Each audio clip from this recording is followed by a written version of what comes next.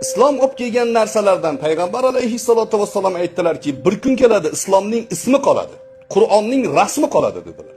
Odamlar Qur'on o'qiydi, ma'nosini tushunmaydi dedilar. Bu nima degani? Payg'ambar alayhissalatu vassalom inqilob qildilar. Odamlar o'rtasidagi tabaqalarni shuni yo'qqa chiqardilar. Ajoyib jamiyat tuzib dunyodan o'tib ketdilar. Bir aylanib bugunga kelib yana o'sha eski johiliyatga tushib qolganmiz biz. Hozir shunaqa bo'lib qolgan. Samolyotga chiqsangiz VIP degan xonasi bor.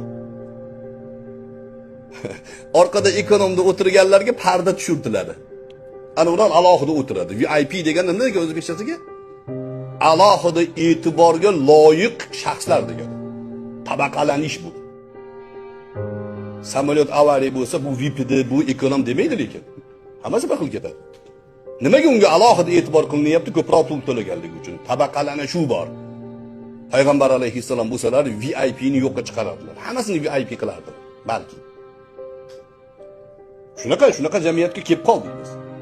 Islomni gapiramiz, ismi bor. Musulmonman deymiz. Qur'onni o'qiymiz, eshitamiz, ma'nosini tushunmaymiz. Lekin Imom Malik aytadilar, islom ummatining yana qaytadan oyoqqa turishligida birinchi sabab boshida nima bilan oyoqqa turgan bo'lsa, o'sha bilan turadi.